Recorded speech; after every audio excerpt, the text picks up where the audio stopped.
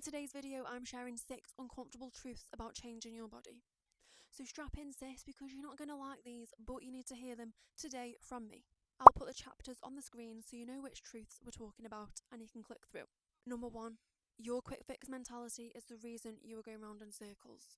You're always looking for a quick way to get there, to get to the body that you want. A 6-week challenge, an 8-week challenge, a crash diet, a 1200 calorie diet. How fast can you get there?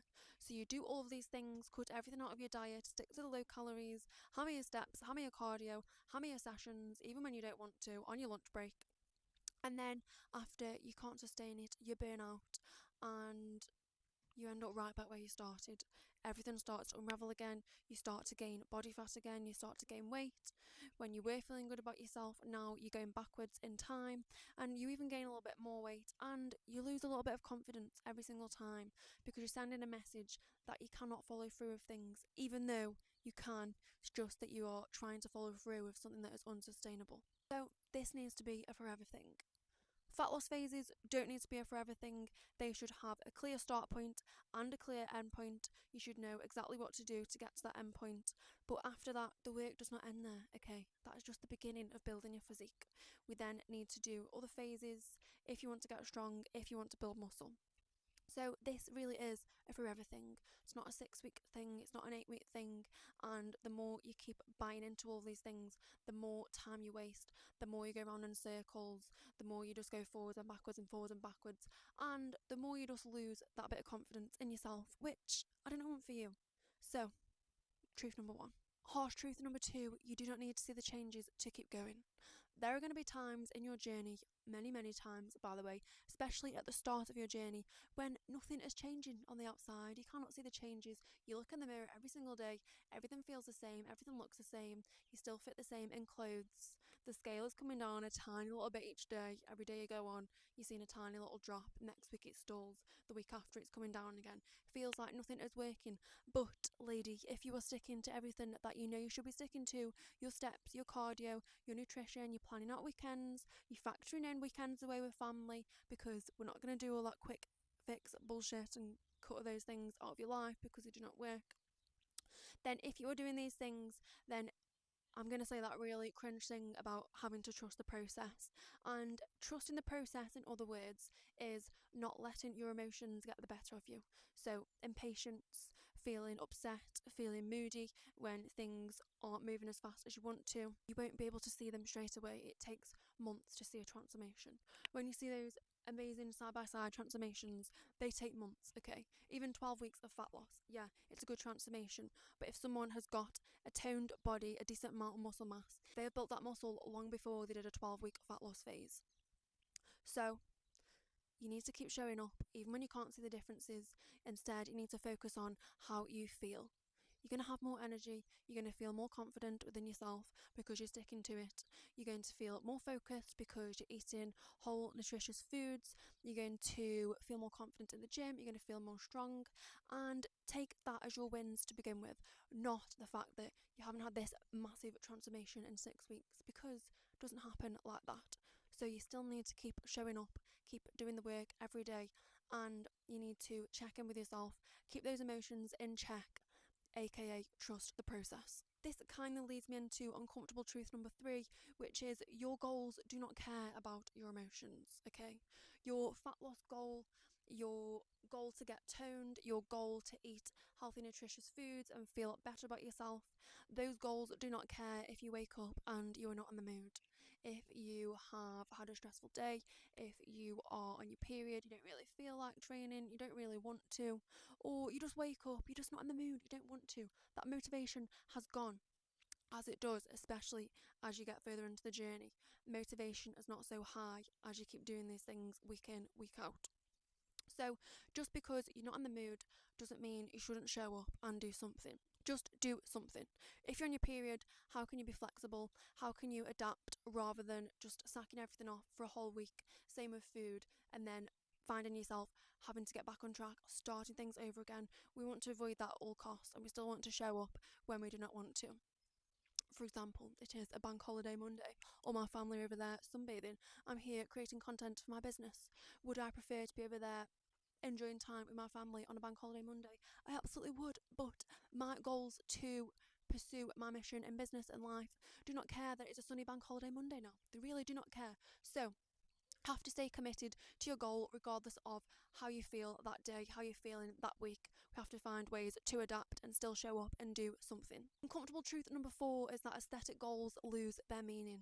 Aesthetic goals are great. Let me just throw that in there. I love an aesthetic goal.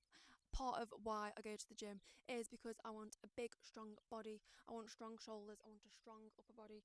I want huge, as bigger legs as I can actually build, as bigger glutes as I can actually build. I want to look strong. I want to look defined. That helps me feel confident. That helps me feel like my best self. But that is not the only reason that I go. If you watch the previous video about my fitness journey, you'll see what happened when I committed to a photo shoot and getting in the best shape of my life. Didn't last, okay? It was very shallow. Afterwards, I just went back to all of my old ways, all of my old habits, because that is not enough to get you out of bed every single day, every morning, and pursue a goal just to achieve a certain physique. For example, when you work towards achieving a specific goal for your holiday, you want to look like X, Y, and Z, you want to look like a skinny queen in your bikini. Then what happens after the holiday? You're just like, well, goal's over now, go back to old habits start to creep in. So you need a deeper meaning. Sometimes and often you will get in this for the aesthetics. Lots of clients come to me, they want to look better in their body, they want to feel better in their body. Why should we not? Okay, you're entitled to have these goals, but there needs to be a deeper purpose to why you do all of this. For example, my purpose, why I still show up and train, even when I don't want to, even when I'm on my period and I'm crying, like last week, literally cried on the car park going into the gym. I went to get changed in the changing rooms and I sat and cried there, and I thought, I just cannot do this. And then the reason why I take myself there anyway is because it just makes me feel better every time. Just lets me clear my mind, lets me be present, actually just focus on me for that hour, pour into myself. Even if I'm not pushing to max intensity, which I was not, the goal was just to get in and out and keep things ticking because it makes me feel good. It's good for my mental health. That is why I do it. That is my deeper meaning. It's why I've exercised since I was about 15. You also need a deeper reason of why this is important to you so that you can stick to it long term, so that you can get out of bed even after your summer holiday is over. I want you to pause this video right now and on your notes app, write down what is your deeper meaning, why is it so important to you, and because you want to look good in a bikini, that isn't good enough. I want you to go even deeper. Why is that important to you, that you look good in that bikini? And then go deeper again. Why is that important to you? Comfortable truth number 5 that I've got a lot of experience with personally and I've had to work so hard to overcome is that beating yourself up for days and days is costing you a lot more than time, okay? It's costing you confidence, it's costing you trust in yourself. Let me explain, okay? If you have a bad day, you have had a slip up, let's say, for example, you have had a really stressful day at work, you come home and you just have a momentary slip, you have a lapse in your willpower, in your desire to stick to the plan, and let's say you go off plan, you start eating some foods that you haven't planned to eat that day, maybe it's a few biscuits, maybe it's a bowl of cereal, and then straight away all of that guilt starts flooding in. You start beating yourself up. Can't believe I've done this. Why have I done this? I always end up back here. I'm never going to crack this. I'm so stupid. I'm such an idiot. Why can everyone else do this right and I can never do it right? I always do it wrong. This is my own fault. Now I'm going to have to start again tomorrow. You get the drift. This is literally my internal dialogue for years, if I'm honest. I was always, still am hard on myself, but I know how to work with it now. Whereas when you're that hard on yourself and you literally beat yourself up for days and days and days, and then you take it into the next day, you try to restrict, you try to beat yourself up, you're still sitting with all that guilt in your chest, you just eat whatever because you think I've already messed it up now. So you're punishing yourself for days and days. That is costing you a lot, okay? Because you're going around in circles, you're wasting that time, and over time you're telling yourself a story that you can't stick to things. Because it no longer means you've had a bad day, it means this is what happens when I have a bad day and I cannot follow through. That is a story that you carry with yourself, and it's a very expensive story because it costs you your confidence. You start to lose that trust within yourself that you can follow through with things. when deep down you can follow through with things. Everyone has a slip up, everyone has a bad day, everybody has their way of dealing with things, and just because it didn't go perfectly that day doesn't mean you need to beat yourself up and punish yourself for the next 3 days and the next month and the next month after that. Does not need to be like that. You're allowed to slip up, you're allowed to move on, you're allowed to move forward without bringing that into the next day and wasting loads of time and mental energy on it. A client actually experienced this the other day with me, where she said, I've realised I don't actually need to make a car crash of things. And that is an amazing analogy. You do not need to make a car crash. Let's say you had a little scratch on your car, you wouldn't then go and crash the whole thing and push your car off a cliff, would you? No, you would just go and get the scratch patched up. Or if you're anything like me, you'd just be like, I don't care, I'll just keep driving, I don't care about that one tiny scratch. So you need to stop making a car crash out of things. This leads me into uncomfortable truth number 6. You do not need to get better at following a plan. You need to get better when things do not go to plan. You need to get better at responding when things do not go to plan.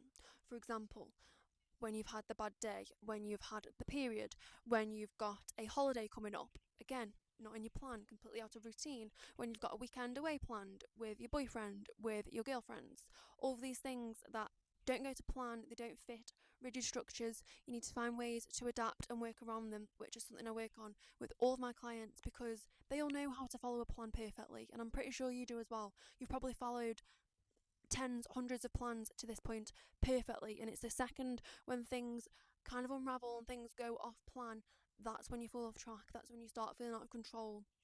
That's when women find it hard to pull it back. So you don't need another perfect plan. You need to find better ways to adapt and be more resilient on days when it does not go to plan. So we've spoken about how to manage your emotions in those times, letting yourself have a bit of a slip up and then thinking, what's the next best thing I can do from here, rather than punishing yourself for days. Planning ahead of time. Is it that you need to actually make a decision before you go on a weekend away? How am I going to show up on this trip in a way that I'll be proud of afterwards? Maybe I can't eat perfectly, maybe I'm not going to eat meal prep, I'm not going to be tracking calories, but what choices can I make so that I feel good about myself at the end of this trip, rather than feeling like I've just let loose? Alternatively, there's going to be times when you do let loose. Let's say your best friend's getting married. You're not going to be eating perfectly that day. You're not going to be watching what you're drinking. You are going to go and have a good time, rightly so. But again, that next day, the day after that day, you're going to get back on course with things, and you're not going to let that throw you off the next week, the next 2 weeks, the next 3 weeks. You see my point here. That is all for today. I hope you enjoyed these 6 uncomfortable truths. I really enjoyed filming this one, guys. This one came right from the heart. If you enjoyed this video, then subscribe for weekly videos like this about sustainable fitness and nutrition and the mindset that you need to build the body that you want.